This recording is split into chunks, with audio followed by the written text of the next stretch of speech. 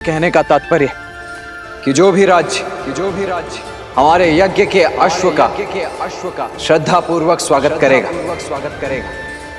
उस राज्य में धर्म की अर्थात राम राज्य की स्थापना होगी। और हमारा युद्ध केवल उनसे होगा जो हमारे अश्व को रोकने का दुस्साहस करेगा।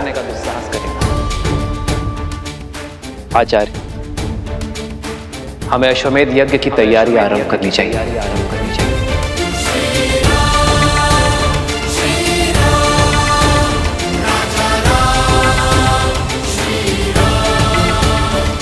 चंद्रबाहु, बानासुर, राम अश्वमेध यज्ञ कर रहा है। अश्वमेध यज्ञ अपने राम राज्य का प्रचार कर रहा है, किंतु मैं ऐसा नहीं होने दूंगा। इसलिए चंद्रबाहु, मेरे पुत्र, ऐसी युक्ति लगाओ कि राम का ध्यान भटक जाए, वो ये यज्ञ संपन्न न कर सके, और तब तक मैं बानासुर के साथ सीता को अयोध्या लाने का षड्यंत्र रचता हूं। स्मरण रहे, हारे हुए सन्यासी के लिए समाज में न तो क्षमा है और न ही स्थान। सन्यास लेकर सिया राम ने मुझे हराया था। अब मैं सन्यास की वही ढाल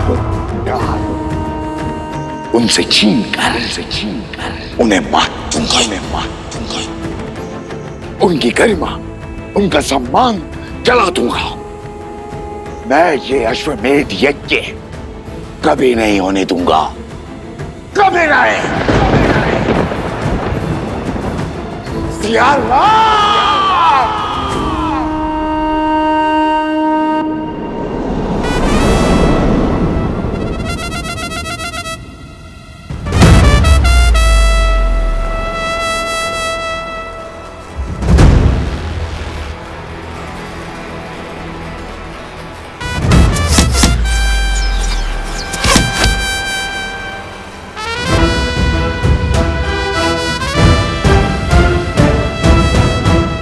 इसमें कौन सी बड़ी बात है लवकुश? ये तो साधारण विद्यार्थी भी कर पा रहे हैं। यदि सत्य में तुम धनुर्धारी हो, श्री राम जी के सबसे बड़े भक्त हो, तो मेरी चुनौती पूरी करो। फिर हम मानेंगे कि तुम उत्तम धनुर्धर और सच्चे राम भक्त हो। क्या है चुनौती? अभी बताता हूँ।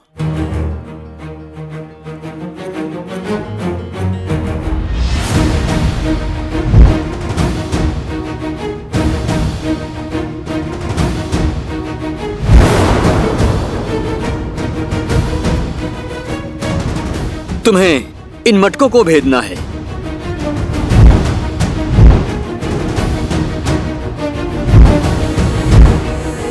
बोलो, भेद पाओगे इसे?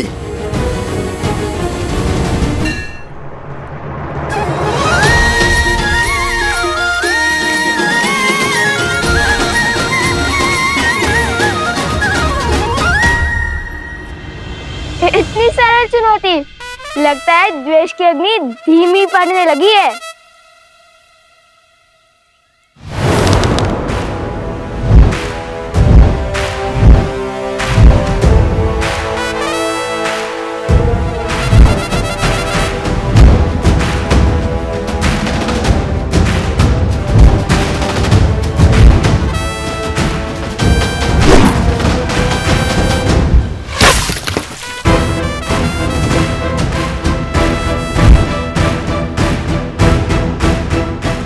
बस इतना ही सामर्थ्य है? बंधु, तुम बहुत अधीर हो, पूरी बात नहीं सुनते। चुनौती एक प्रहार से 3 मटकों को फोड़ने की है। स्मरण है ना राम भक्त, किष्किंधा में कैसे रामचंद्र जी ने एक साथ 7 वृक्ष भेदे थे।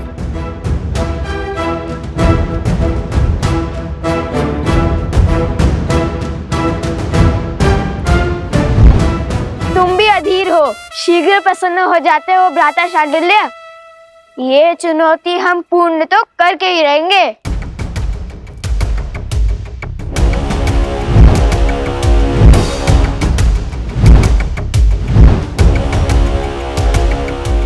चाहिए भैया, भेज दीजिए। हाँ हाँ, भेज दीजिए मटके। वैसे ही जैसे प्रभु राम ने वो सारे वृक्ष भेजे थे। मैं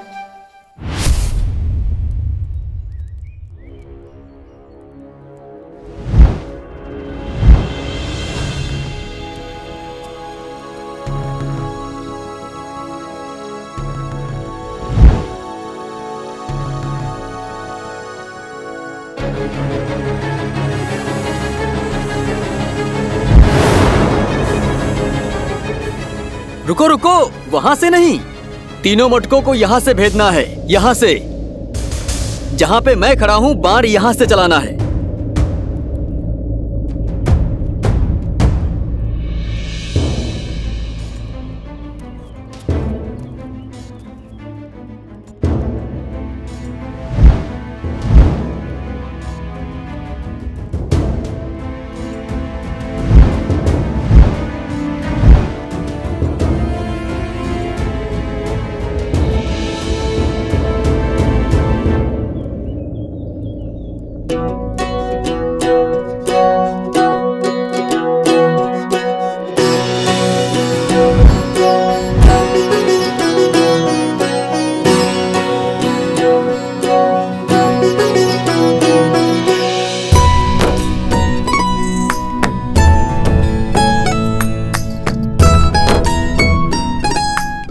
अब ये कहाँ चले?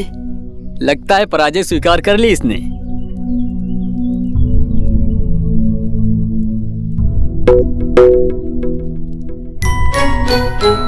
ओह, समझ गया।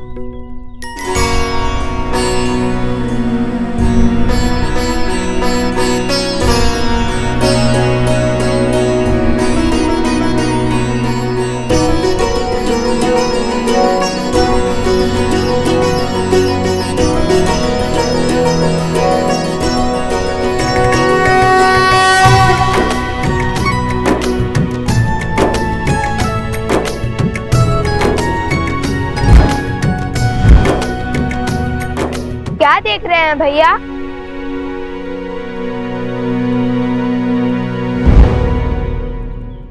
यही कि राम नाम से हर कठिन कार्य सरल हो जाता है।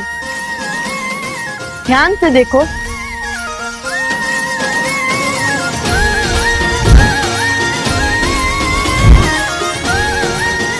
भैया, अब ये 3 मटकों को अवश्य एक साथ भेदेगा। हाँ, अवश्य भेदेगा।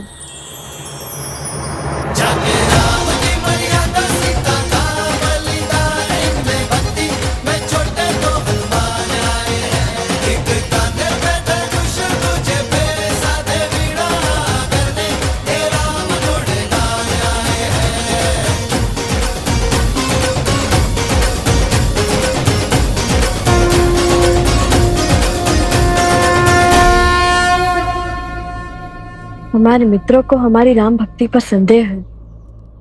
जिस राम नाम से पत्थर भी जल पर तैर जाए, उसी राम नाम ने हमें दिशा दिखाई है।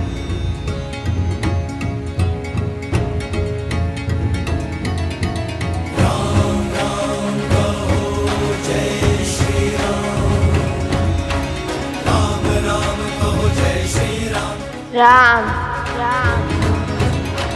सर पे हो रघुवर का हाथ तो हर दुविधा आसान होगी। तुम वीर पुरुष, तुम पराक्रमी, तुम मर्यादा के हो स्वामी। साथ तुम्हारा जिसके साथ, तुम संकट हर लो आगामी। मन में है विश्वास तो आकाश में बरसेगा। जब होगी जीत तो हर दिशा में राम नाम गूंजेगा। राजा राम।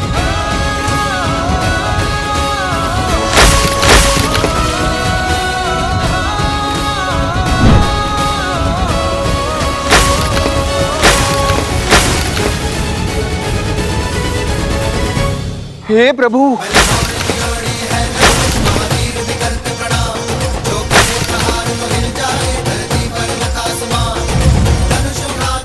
अरे कोई रोको उस तीर को, देखो।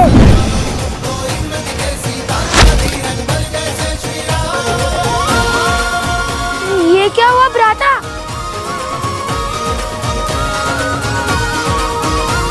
अरे मटके!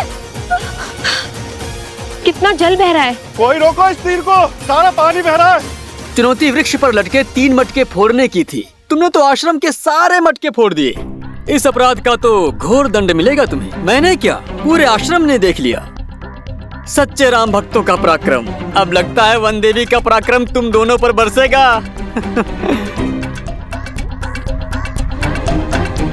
लव कुश, लो, आ गई तुम्हारी माता। अब आनंद आएगा। अब क्या उत्तर देंगे माता को?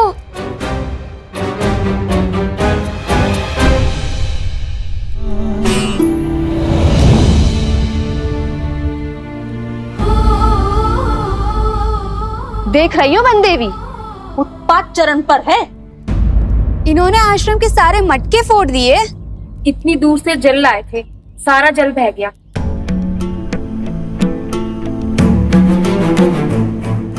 लवकुश, ये कैसी उद्दंडता है? क्यों किया तुम दोनों ने ऐसा? उत्तर दो। ये कैसा खेल था? जो भी हुआ उसका उत्तरदायित्व हमारा है, परंतु ये कोई खेल नहीं था, चुनौती थी। गुरु भ्राता शांडिल्य ने कहा था। वन देवी, मैंने केवल 3 घड़े कहे थे फोड़ने के लिए, सारे नहीं। आप चाहे तो इनसे पूछ लीजिए। हाँ वन देवी, बात 3 घड़ों पर ही लक्ष्य साधने की हुई थी। लवकुश, माता, वो शक्ति अधिक लग गई। तुम्हारी इस अधिक शक्ति के कारण आश्रम में एक भी बूंद जल नहीं है। अब तुम दोनों का यही दंड है कि तुम दोनों पूरी रात्रि जागकर आश्रम के परिवार वालों के लिए नदी से जल भरकर लाओगे।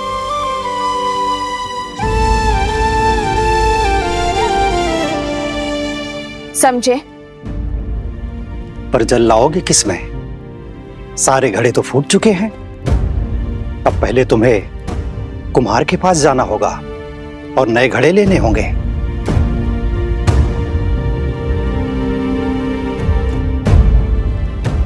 जी माता।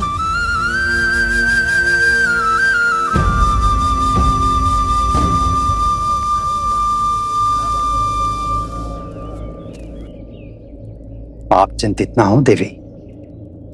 कुछ व्यक्तियों की दृष्टि में यह उद्दंडता है, पर सीधा देखा जाए तो श्री राम नाम की महत्ता की गूंज छुपी है इसमें। इस परीक्षा ने यह सिद्ध कर दिया कि राम नाम की शक्ति में इनका विश्वास कितना दृढ़ है। राम सिया राम जय जय राम। राम सिया राम जय जय राम।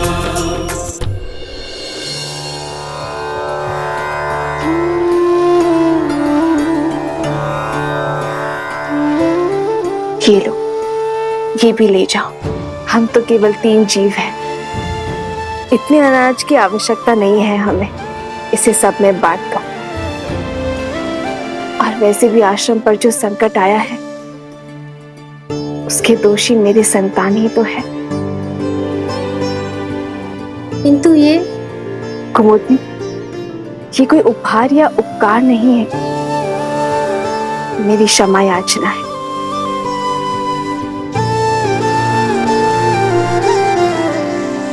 दोष तो शांडिल्य का भी था ना, उसने ही उकसाया दोनों लवकुश को। और फिर बड़े होने के नाते उसका उत्तरदायित्व भी तो अधिक है। दंड केवल लवकुश को क्यों वन देवी? नहीं कुमुदनी, शांडिल्य का दोष नहीं है। वो तो केवल अपने माता के वियोग से दुखी है।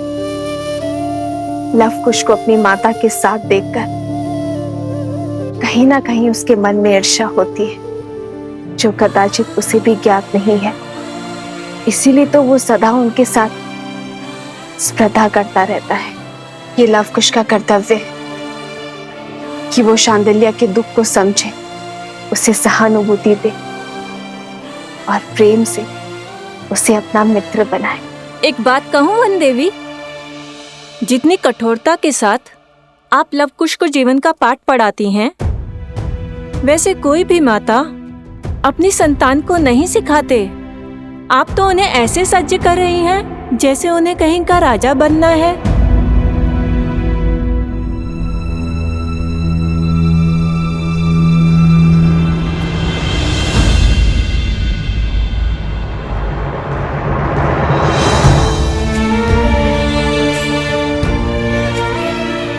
अब इसे मैं कैसे समझाऊं आर्य कि एक रानी केवल प्रेम रूपी माता नहीं बन सकती। मेरे कंधों पर अपने पुत्रों को पिता के समरूप बनाने का भार भी तो है ना आर्य, ताकि कल को वो पूरी निष्ठा के साथ अयोध्या के सिंहासन और प्रजा के मन पर राज कर सके।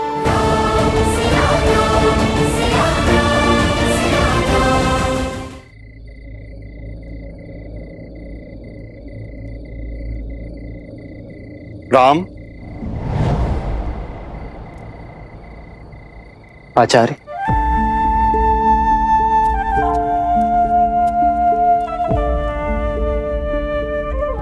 प्रणाम आचार्य। कल्याण।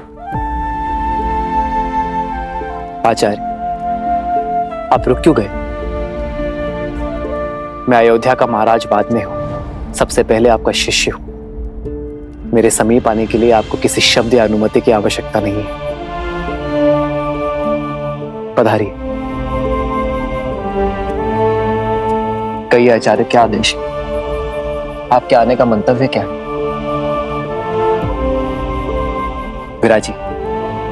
नहीं राम, तुम्हारा कर्तव्य केवल राज्य की सीमा का विस्तार ही नहीं है,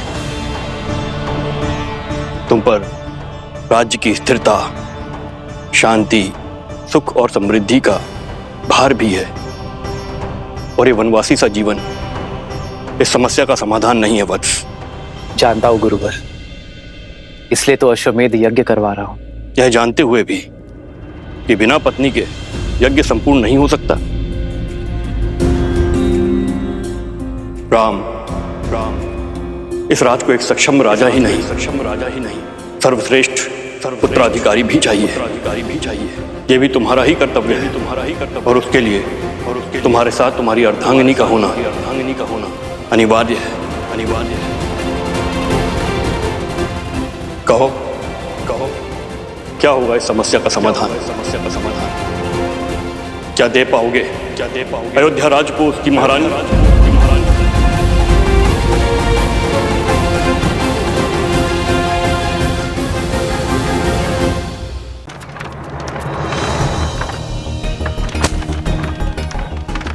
कुम्हार जी, हमें इन सब के बदले में घड़े चाहिए। हाँ हाँ, शीघ्र दीजिए। आश्रम के सभी मटके फूट चुके हैं। वो तो ठीक है, परंतु ऐसा हुआ क्या? कोई भूचाल आया था कि आश्रम के सारे घड़े एक ही दिन में टूट गए? भूचाल ही समझिए। कुछ उद्दंडी बालकों ने उपद्रव मचा रखा है आश्रम में। नए घड़े तो मिल जाएंगे, पर उनके बदले इतना अनाज चला गया। अब खेतों में और अधिक परिश्रम करना पड़ेगा।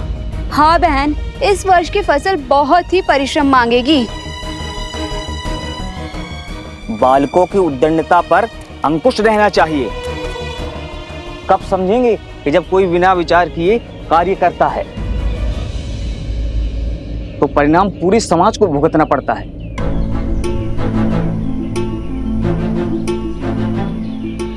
भूल हो गई, आश्रम की बड़ी हानि हो गई। अब सबको आश्रम में हमारे कारण और परिश्रम करना होगा।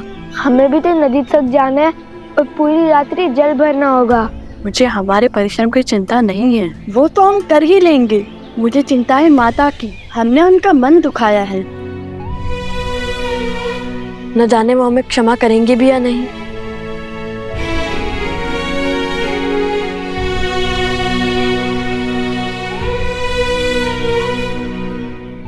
नन्हे बालक हैं, आश्रम के बाहर कैसे जाएंगे?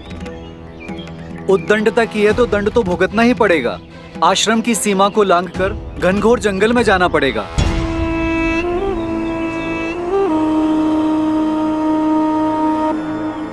आज नहीं तो कल कोई तो इस आश्रम की सीमा लांघेगा ही,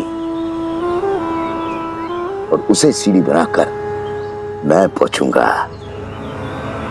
सीता तक।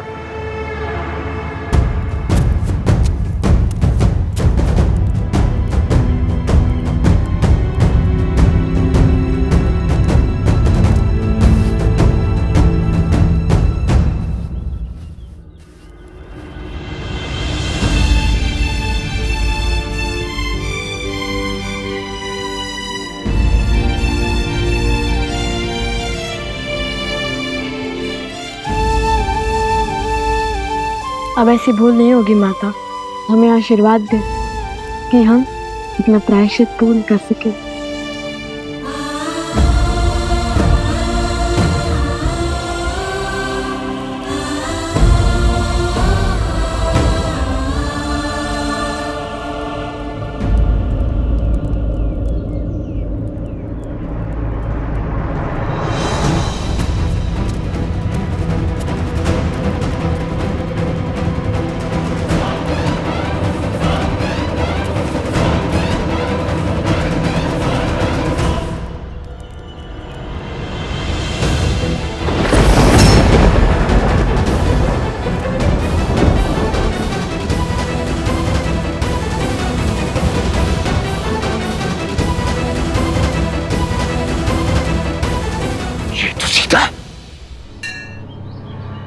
अर्थात ये दोनों बालक सीता और राम के।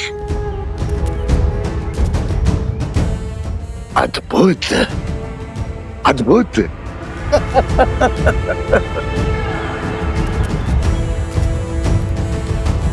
12 वर्ष की प्रतीक्षा अंततः समाप्त हुई।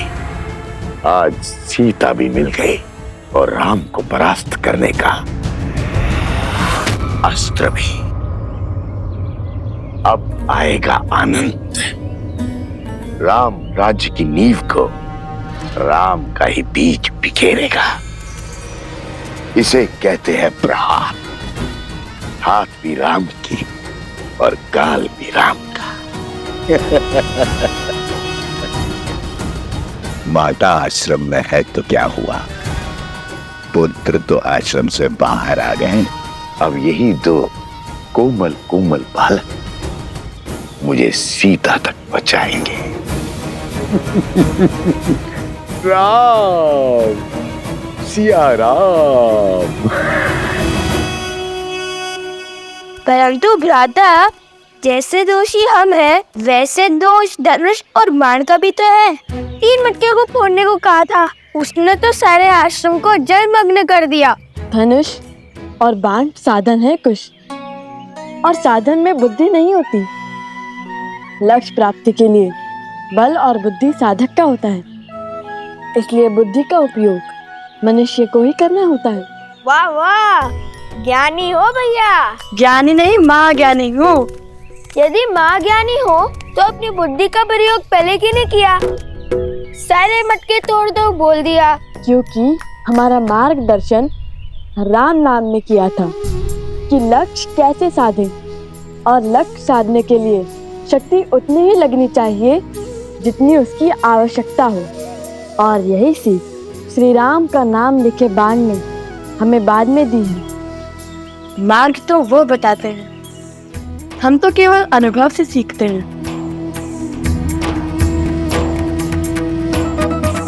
मैं भी अनुभव से बोल रहा हूँ भैया, भूल हो गई, अब नहीं बोलूंगा। दंड मिलता है मेरे बोलने से। माता ने हमें दंड कष्ट देने के लिए नहीं, ज्ञान देने के लिए दिया है, ताकि हमारी बुद्धि का विकास हो सके। अब देखो, जो बात मैं सुनकर समझता हूँ वो बात तुम दंड पाकर ही समझते हो। महाज्ञानी है आप, मैं क्या समझूंगा? मैं तो आपका बस एक शस्त्र हूँ। संविधान तो आपके मन से होता है। बाण चलाने में भले ही तुमसे आगे हूँ, किंतु बातों में तुम्हें कोई नहीं पकड़ सकता।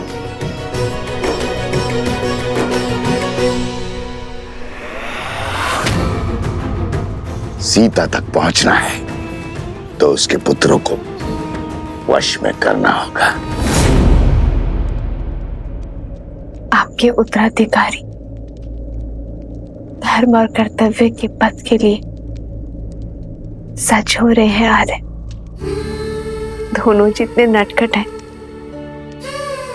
उतने ही पराक्रमी भी हैं। अपने पिता की मर्यादा और पूर्वजों के मान का भार उठाने के लिए शीघ्र ही तैयार होंगे आपके लवकुश।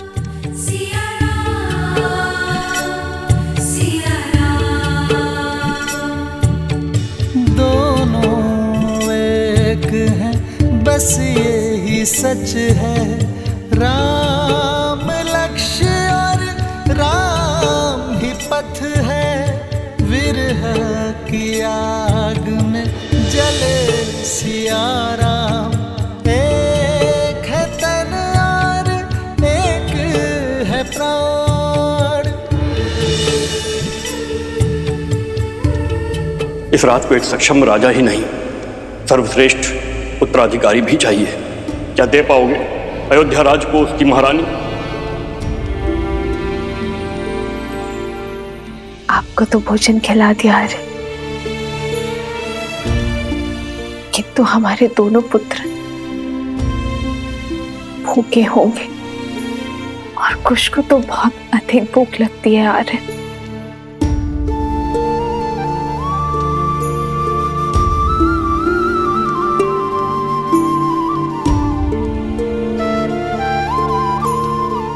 माना संतान की दिशा और दशा माता की कठोरता निर्धारित करती है, किंतु फिर भी उन्हें इस समय वन में भेजना उचित नहीं था। वन देवी, वन पशुओं से भरा है, उस पे असुरी शक्तियां।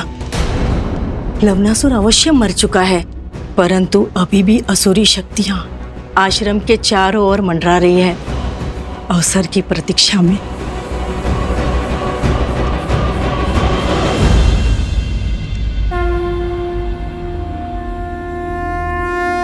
गणेश, पूछो पुत्र, क्या प्रश्न है मन में?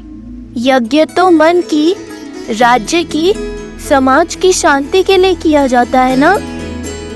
फिर उसमें बैठे राजा के लिए पत्नी का साथ क्यों अनिवार्य है? श्री राम तो स्वयं नारायण है, वो यज्ञ से नहीं, यज्ञ उनसे पवित्र हो जाएगा ना? ये बताओ गणेश कि जीवन का आधार क्या है? संतुलन। तुम्हारा उत्तर सर्वथा उचित है गणेश। ये संसार, ये प्रकृति संतुलन पर ही आधारित। जैसे दिन को संतुलित करती है रात्रि, बुराई को संतुलित करती है अच्छाई, वैसे ही पुरुष को संतुलित करती है स्त्री। किसी भी यज्ञ का उद्देश्य और फल तभी प्राप्त होता है जब उसमें दी गई आहुति संतुलित। इसीलिए यज्ञ में या जीवन में पुरुष के साथ स्त्री का होना आवश्यक ही नहीं, अनिवार्य भी है।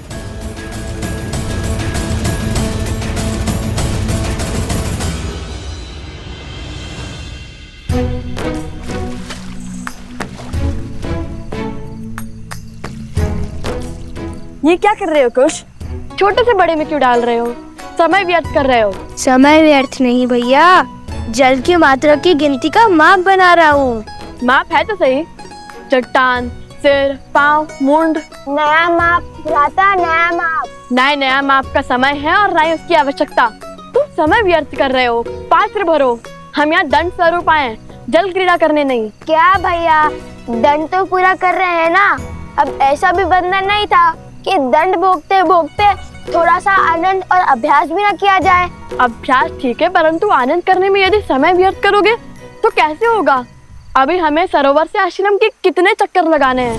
25, 26।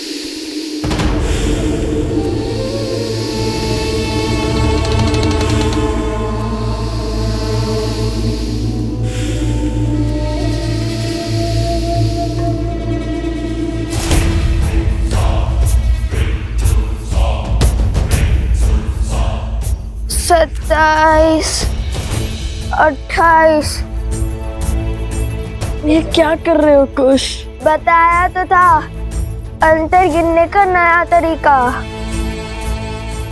पहले भूख, अब ये निद्रा। कुछ भोजन मिल जाता तो कितना अच्छा होता। नहीं, 41। जब तक ये कार्य पूर्ण नहीं होता तब तक ना ही हम भोजन कर सकते हैं और ना ही निद्रा ले सकते हैं। नहीं तो माता के मन को ठेस पहुंचेगी। चलो मैं तुम्हें वो प्रसंग सुनाता हूँ जिसे सुनकर तुम्हें सदा हंसी आती है कि कैसे हनुमान जी ने अपनी पूंछ से लंका में आग लगाई थी। सुनाओ। यदि रोकूंगा तो आप रुकोगे तो नहीं, सुनाई दीजिए।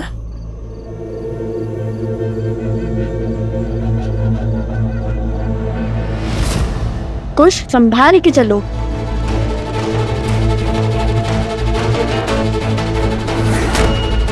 कुछ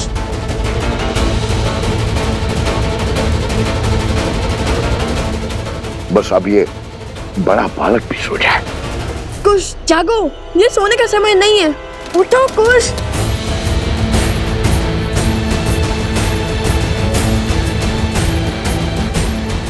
कुछ जागो, कुछ।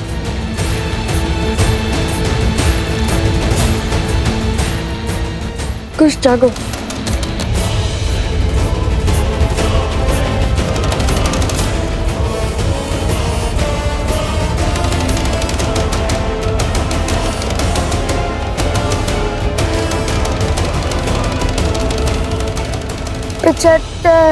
गिनती बोलने की जगह श्री राम का नाम लो। भूख भी मिट जाएगी और निद्रा भी। चलो बोलो राम। श्री राम। 75, श्री राम। 76, श्री राम। केवल श्री राम। केवल श्री राम। केवल श्री राम। केवल श्री राम। श्री राम। श्री राम।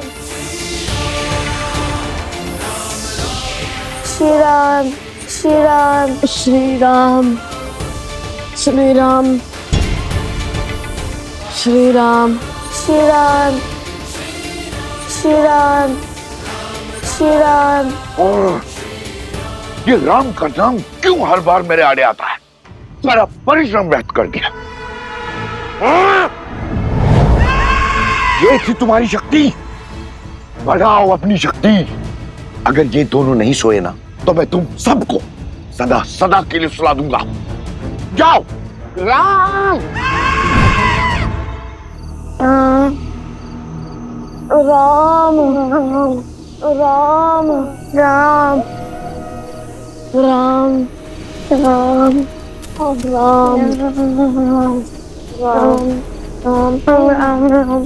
राम। राम। राम।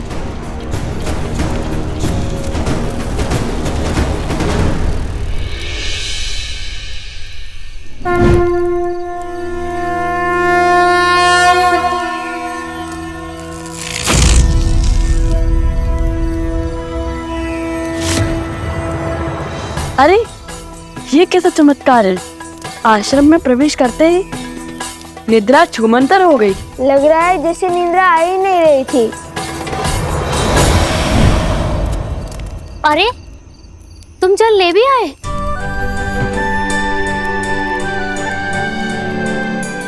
लाओ हमें दो।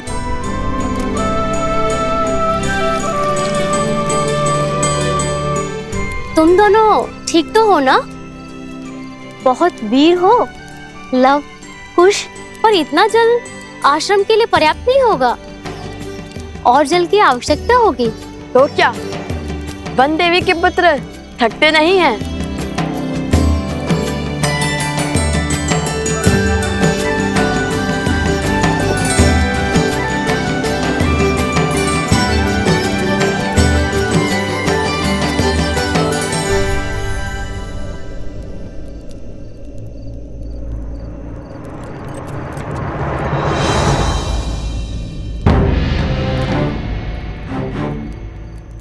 ये कैसा चमत्कार है? आश्रम की सीमा के बाहर निकलते ही निद्रा आने लगती है और भीतर आते ही निद्रा छूमंतर हो जाती है। बात तो उचित है भैया, लेकिन अब क्या करें? केवल श्री राम का नाम लेते हुए ही आगे बढ़ते रहे क्या? नहीं नहीं, हम राम भक्त हैं। हम वो करेंगे जो श्री राम करते, अपने ज्ञान और अपनी बुद्धि का प्रयोग। और मेरे ज्ञान के अनुसार ये कोई असुरी माया है जो आश्रम के भीतर प्रवेश नहीं कर पा रही।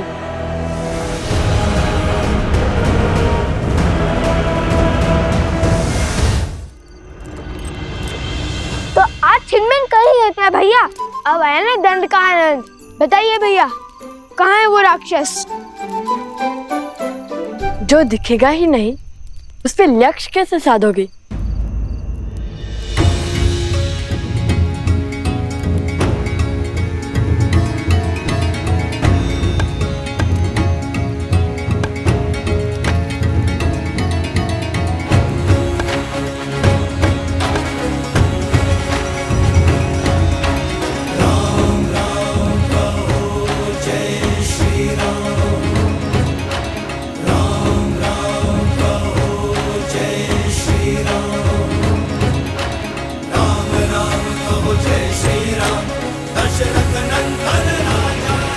अब समझा, गुरुदेव ने एक बार बताया था घाट के पात्र में 5 वेदों का वास होता है और उस पे श्री राम का नाम तो और पवित्र और सशक्त बना देगा।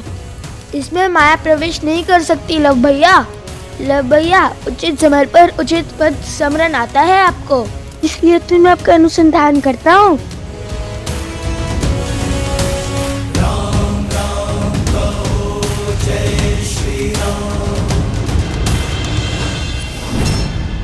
एक और अवसर है तुम्हारे पास, लगा दो अपना सारा बल, पात्र में प्रवेश करो और निंद्रा धोने।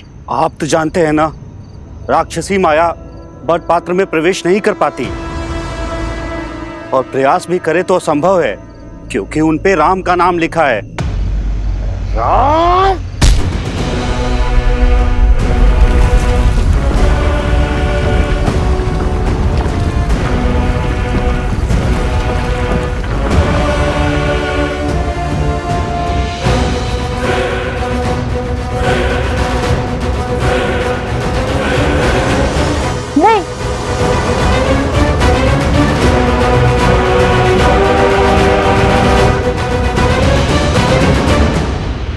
अवसर है तुम्हारे पास, पात्र में प्रवेश करो और निंद्रा धोने। प्रयास भी करे तो असंभव है, क्योंकि उन पे राम का नाम लिखा है।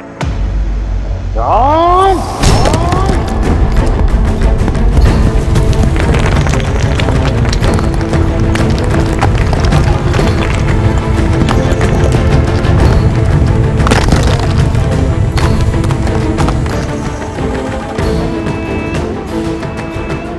नहीं,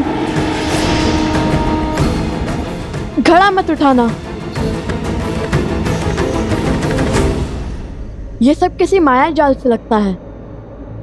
चलो ऐसे ही आगे बढ़ते हैं। श्री राम, श्री राम, श्री राम।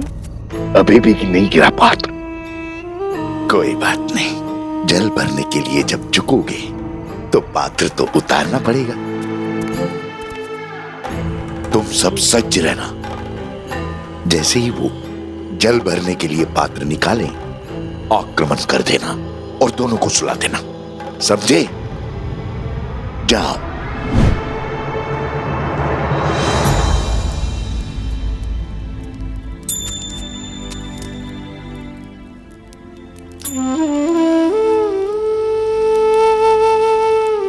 जानता हूं तुम्हारे मन में क्या चल रहा है, लव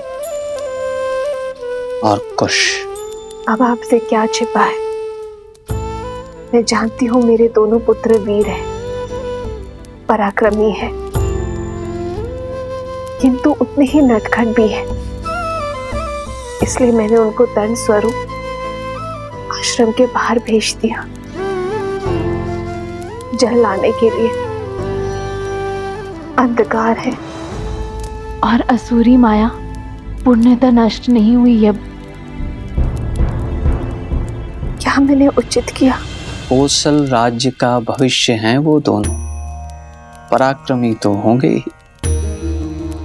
नाविक की योग्यता की पहचान चक्रवात में ही होती है, स्थिर जल में नहीं वनदेवी। तुम्हारे पुत्रों ने आश्रम में रहकर बहुत कुछ सीखा है, किंतु अब समय है बाहर के संसार को जानने का, उसे समझने का।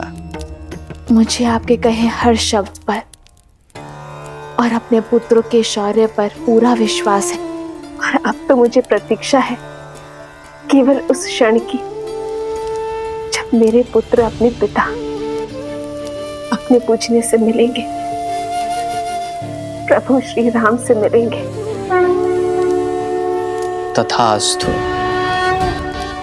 और लव कुश की चिंता छोड़ दो वनदेवी। अपने पिता और माता की भांति उनमें भी हर संकट का हल खोजने का सामर्थ्य है।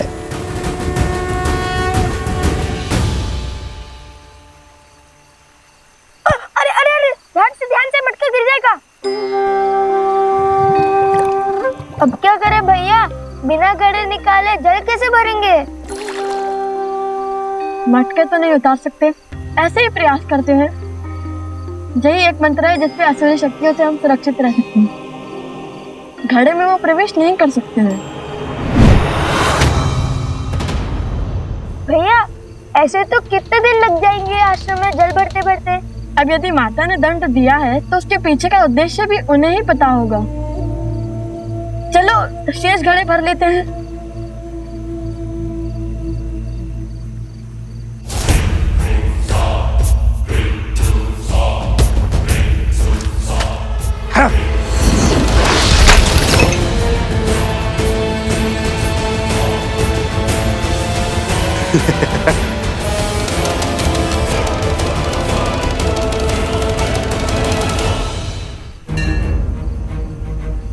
यहाँ अवश्य ही कोई असुरी माया है जो हमें रोकना चाहती है। भैया अगर हम जल नहीं भर पाए तो दंड और उसके पीछे का उद्देश्य कैसे पूरा होगा? किसी भी समस्या का हल रोने से नहीं, सोचने से होता है। मेरे तो समझ में नहीं आ रहा है कि हमें जल आश्रम तक पहुंचाना है या जल से भरा हुआ मटका। अद्भुत, तुमने मुझे एक नया सुझाव दिया है। तुम बातें मूर्खता भरी करते हो, परंतु हो बड़े गुणवान। ऐसा क्या कहा मैंने? अब कुछ ही क्षणों में ये अपना गड़ा उतारेंगे, तुम तभी उन पे आक्रमण करना। तुमने कहा कि हमें जल आश्रम तक पहुंचाना है, अब चाहे वो घड़े में हो या नहीं। मुझे तो कुछ समझ में नहीं आ रहा भैया। जो भी करे पर ऐसा कुछ मत कीजिए कि माता फिर से रुष्ट ना हो जाए।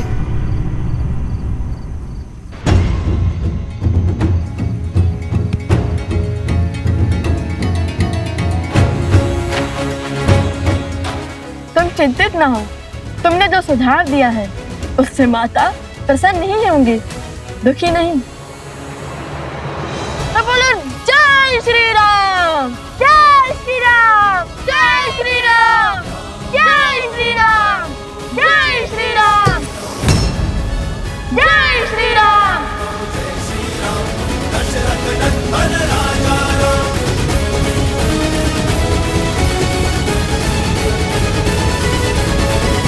यदि हम दोनों साथ जाएंगे तो वो त्याग नहीं, समस्या से भागना होगा। आर्य, जिस क्षण महाराजा राम महारानी सीता को त्यागेंगे उसी क्षण अयोध्या के सब दुख मिट जाएंगे।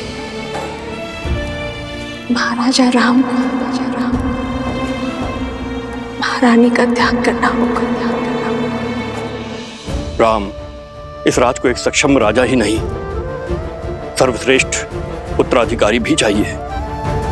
बिना युगल आहुति के न यज्ञ पूर्ण होता है और ना ही उसका फल मिलता है।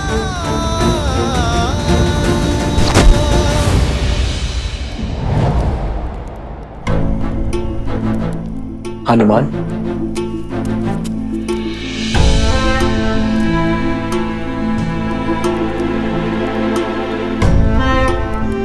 क्या बात है हनुमान? तुम्हारे मुख पर व्याकुलता? प्रभु, सहस्त्र रावण के पुत्र चंद्रबाहु ने वानर राज सुग्रीव की पुत्री त्रिनावती का अपहरण कर लिया है। इस कारण महाराज सुग्रीव के राज्य में बहुत अशांति फैल गई है। इस विपदा से निपटने के लिए महाराज सुग्रीव आपका परामर्श और आपकी सहायता चाहते हैं।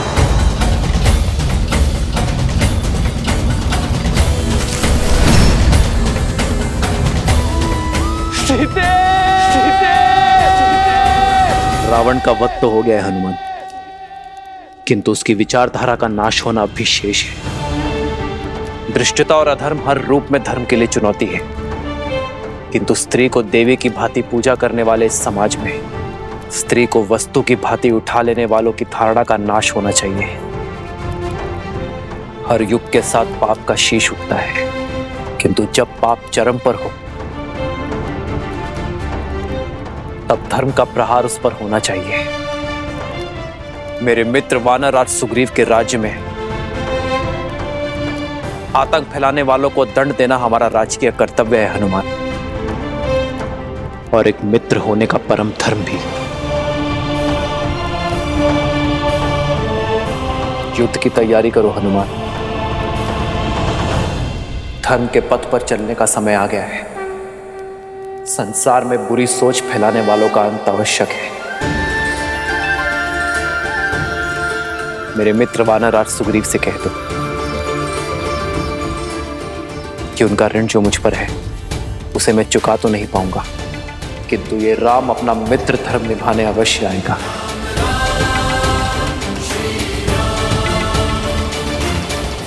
वंदिनी, वंदिनी, वंदिनी, क्या हुआ कुमुदनी?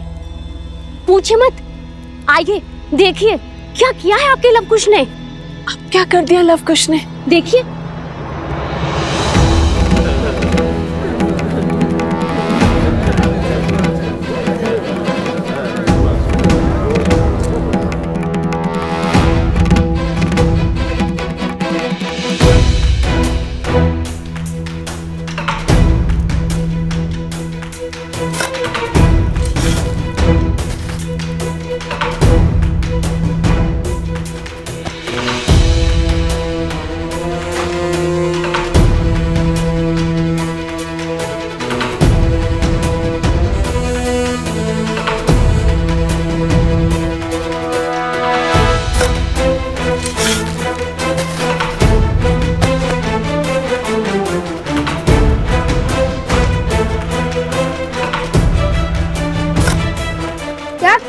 लोग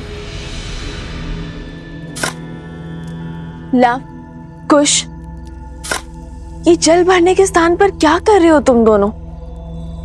यहाँ और ये सर पर मटके। सब बताते हैं माता, सब बताते हैं, बस कुछ क्षण रुक जाइए।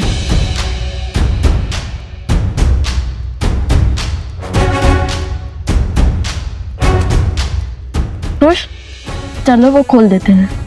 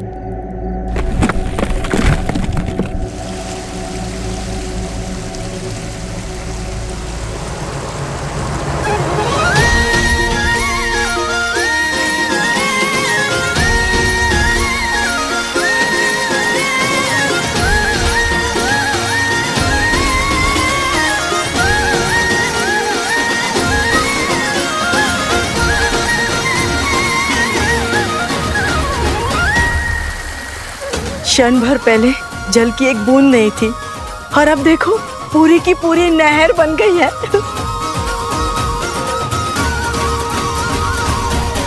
और लव कुश की चिंता छोड़ दो बंदी हुई। अपने पिता और माता की भांति उनमें भी हर संकट का हल खोजने का सामर्थ्य है।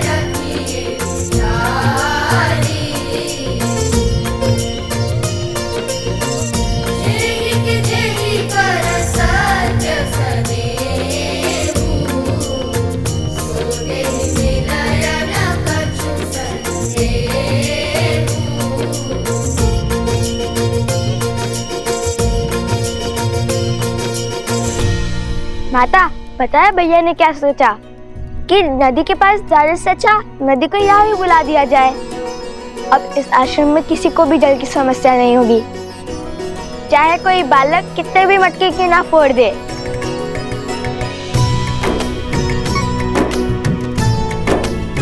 कार्य मेरा था, परंतु सुझाव कुश का।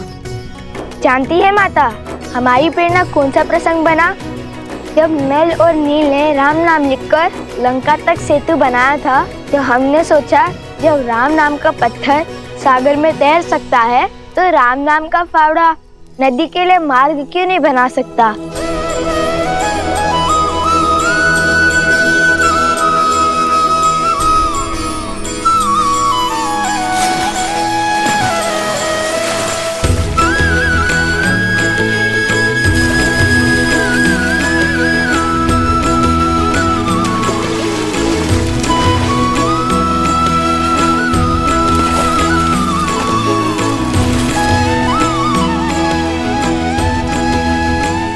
ईश्वर ने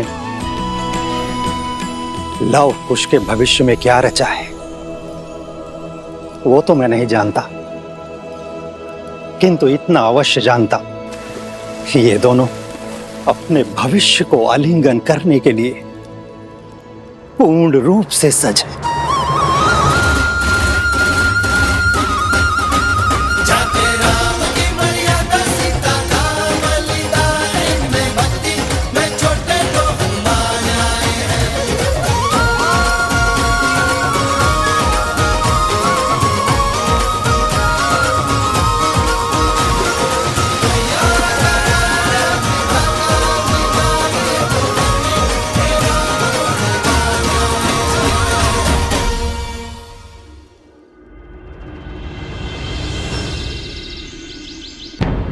माना कर्तव्य महत्वपूर्ण है राम, परंतु अश्वमेध की घोषणा करके उसे रोक देना अशुभ भी है और अपयश कारक भी।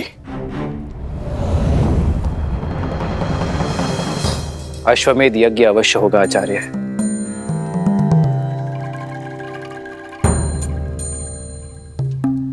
अभी मैं युद्ध में जा रहा हूं आचार्य, किंतु मेरे युद्ध से लौटते ही ये यज्ञ आरंभ होगा।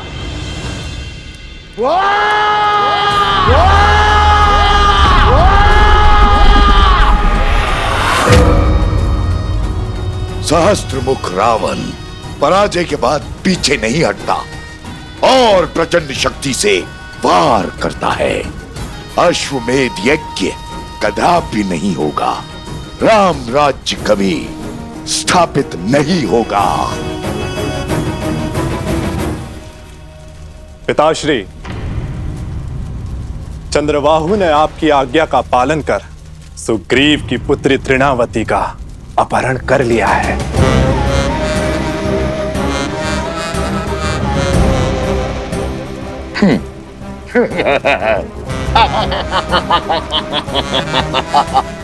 कैसे कैसे बचोगे राम मेरे इस प्रहार से? अब राम को सुग्रीव की सहायता के लिए जाना होगा और अयोध्या अश्वमेध यज्ञ से वंचित रह जाएगी। और राम के जाते हम अपनी शक्ति से उसकी प्रजा में पुनः धर्म की स्थापना कर देंगे।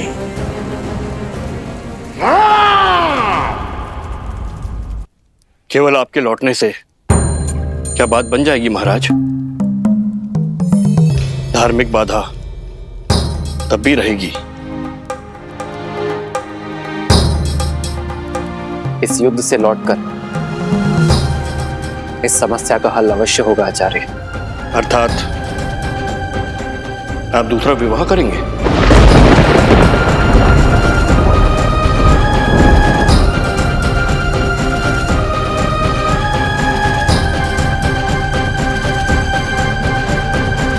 रघुकुल रीत सदा चली आई, प्राण जाए पर वचन न जाए। एक बार वचन देने पर उस विषय में आपका शिष्य दोबारा कैसे सोच सकता है? मैंने सीता को एक पत्नी व्रत का वचन दिया है, परंतु मेरे विवाह के बिना भी अश्वमेध यज्ञ अवश्य होगा।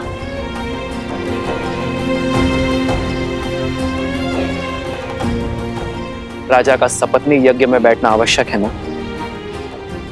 मैं युद्ध से लौटते ही भरत को अयोध्या का महाराज घोषित कर दूंगा।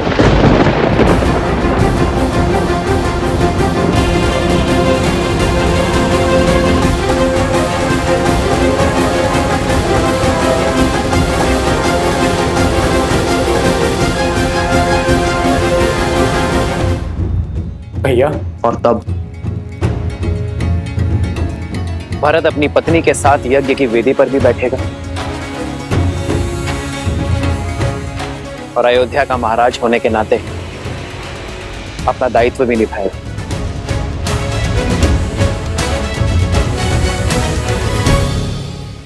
ये क्या कह रहे हैं आप भैया?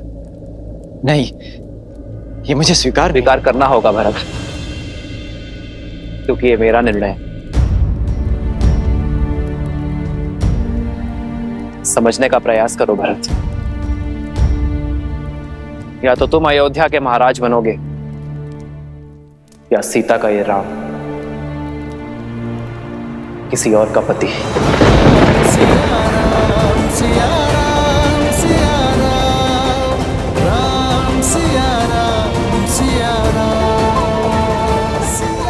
और मेरा चयन तुम जानते हो भरत। मैंने एक पत्नी व्रत धारण किया है।